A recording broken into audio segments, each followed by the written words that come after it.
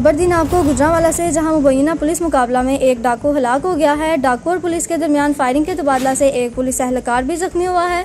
इस हवाले से मजीद बताएंगे गुजरांवाला से आबिद मुगल। जी आबिद, अपडेट कीजिएगा।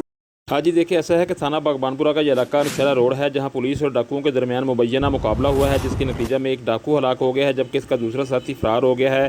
पीआरओ पुलिस की जानब से मीडिया के साथ जो खबर शेयर की गई है, इसके मुताबिक गश्त के दौरान हैदर स्क्वाड के एहलकारों ने दो मशकूक मोटरसाइकिल सवारों को रुकने का इशारा किया, जिस पर रुकने के बजाय दोनों मोटरसाइकिल सवार फरार हो गए, जिस पर हैदर स्क्वाड के जवानों ने फरार होने वाले मोटरसाइकिल सवारों का ताक़ुब किया तो उनमें एक फरार हो गया, जबकि दूसरे ने घर में घुसकर पनाह ले ली, जिसके बाद पुलिस ने मकान का मुहासरा कर लिया और मुलज़िम को गिरफ्तारी देने का कहा। पुलिस के मुताबिक मुलज़िम ने गिरफ्तारी देने के बजाय पुलिस पर फायरिंग कर दी, जिस पर मुलज़िम की फायरिंग से हैदर स्क्वाड का एक जवान मोहम्मद बूटा शदीद ज़ख्मी हो गया है। मुलज़िम और पुलिस के दरमियान फायरिंग के तबादला में मुलज़िम, जिसकी शनाख्त बाद नदीम कैसर उर्फ दीमू भट्ट के नाम से हुई है, भी हलाक हो गया है। हलाक होने वाले मुलज़िम नदीम उर्फ दीमू भट्ट की फायरिंग से ज़ख्मी होने वाले पुलिस के जवान को सिविल अस्पताल मुंतकिल कर दिया गया है, जहाँ वाक़े की इतला मिलते ही SSP investigation Syed Ali, DSP Model Town Nawaz Sial और हैदर स्क्वाड के इंचार्ज मंजर सईद गौहर और दीगर मुलाजमीन अस्पताल पहुँच गए हैं, जहाँ उन्होंने ज़ख्मी एहलकार की इयादत की है। पुलिस के मुताबिक हलाक होने वाला मुलज़िम नदीम उर्फ दीमू भट्ट एक बदनाम ज़माना और रिकॉर्ड याफ्ता मनशात फरोश और डाकू था। मुलज़िम ने एक साल कबल छापा मारने पर साबिक़ SHO बागबानपुरा पुलिस आरफ खां को